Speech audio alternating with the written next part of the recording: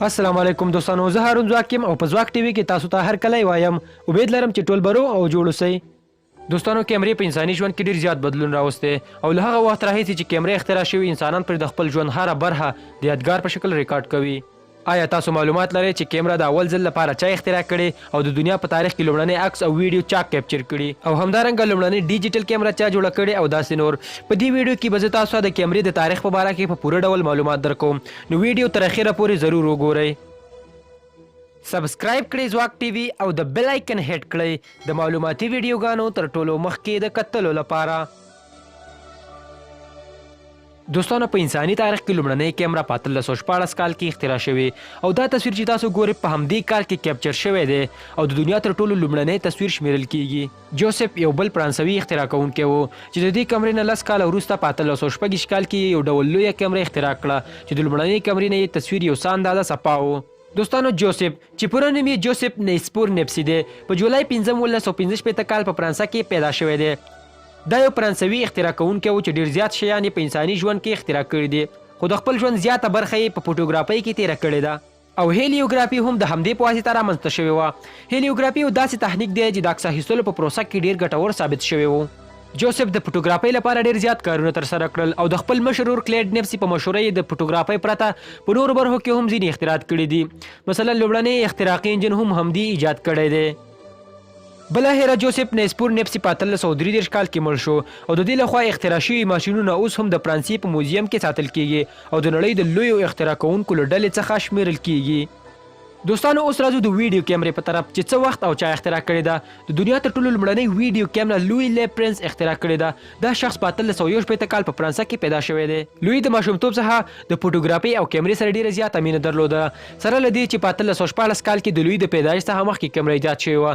خو لوی غوښتل چې داسې یو کیمره جوړه کړي چې په هغې کې عکس حرکت وکړي، مطلب غوښتل چې داسې یو کیمره جوړه کړي چې هغه ویډیو ریکارډ کړي. لوی په دې وخت کې د پاریس په پوهنتون کې د کیمیا په زده کړو بوخت و، خو اصلي شوق او علاقه یې د فوټوګرافۍ سره وه او د خپلو زده کړو د مکملولو وروسته د انګلینډ د لیډز ښار ته لاړې او هلته یې د فوټوګرافۍ او کیمرې په باره کې زده کړې شروع کړې او د 2 کاله تجربو وروسته یې په 1883 کال کې لومړنۍ ویډیو کیمره اختراع کړه او په اکتوبر 1883 کال کې لومړنۍ ویډیو ریکارډ کړه. دوستانو، دا ویډیو چې تاسو ګورئ د دنیا په تاریخ کې لومړنۍ ویډیو ده او یوازې 2 سکند ده. په دې ویډیو کې د لوی لور او یو څو دوستان په یو دایره کې تاویږي او لوی د خپلې کیمرې په واسطه لومړنۍ ویډیو ریکارډ کوي او د دې نه وروسته دا قصه یو بل حالت ته وړي. مطلب په دې قصه کې مشهور ساینسپوه او اختراع کوونکی توماس اډیسن راځي.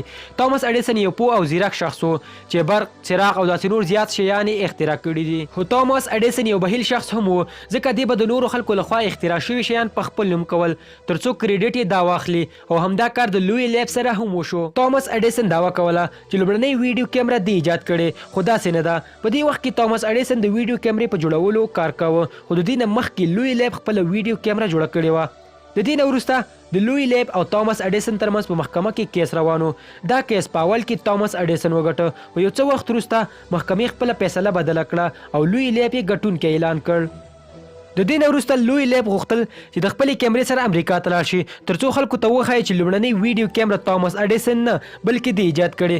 بلاخره په 14 سپټمبر 1890 کال کې لوی لیب د فرانسې د بوکس ښار څخه په ریلګاډي کې د فرانسې د ډیجان ښار په طرف روان شو چې خپله کیمره او نور شیان هم ورسره وو. لوی غوښتل چې د ډیجان په ښار کې د خپل ورور سره ملاقات وکړي او له هغه نه وروسته په یوه لویه سمندري بیړۍ کې امریکا ته لاړ شي. خو کله چې ریلګاډی د ډیجان ښار ته رسیږي، لوی د خپلې کیمرې او نور سامان سره یو ځای له ریلګاډي څخه ورک شوی وي. د لوی د ورکېدو څخه وروسته د فرانسې پولیسو ډېرې زیاتې څېړنې کړي خو تر اوسه پورې هیڅ ریل معلومات نه دي ترلاسه کړي. او د لوی د ورکېدو په باره کې 2 نظریې موجودې دي. اول ویل کېږي چې لوی د ریلګاډي څخه ځان غورځولی او ځان وژنه یې کړې ده، ځکه چې لوی په ډېرو زیاتو قرضونو کې ډوب و، نو د دې وجې نه یې ځان وژنه کړې ده. او دوهمه نظریه دا ده چې توماس اډیسن لوی قتل کړی ترڅو خپله ویډیو کیمره په امریکا کې خلکو ته ونه ښایي. د لوی کورنۍ او زیات خلک اوس هم توماس اډیسن د یو قاتل په توګه پیژني. د لومړنۍ ویډیو کیمرې د اختراع کوونکي لوی لیب پرنس د ورکېدو په باره کې تر اوسه پورې هیڅوک هم ریل معلومات نه لري چې د ریلګاډي څخه چیرته غیب شو. دوستانو، په اخره کې تاسو د ډیجیټل کیمرې په باره کې معلومات درکوم چې څه وخت او چا اختراع کړې ده. لومړنۍ ډیجیټل کیمره سټیو سیسن په 1915 کال کې اختراع کړې ده.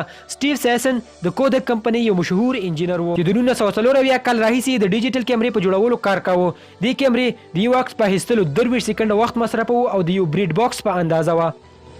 دوستانو دا د کیمرې په اړه کې معلومات چې تاسو ته وړاندې کړه که ویډیو مو خوښ شوی وي نو ویډیو لایک کړئ او د نورو دوستانو سره هم شیر کړئ او د داسې معلوماتي او په زړه پورې ویډیوګانو لپاره زموږ یوټیوب چینل ځواک ټي وي سبسکرایب کړئ او د بیل آیکن هټ کړئ ترڅو زموږ د هرې نوې ویډیو نوټیفیکیشن تاسو ته تر ټولو مخکې در ورسیږي.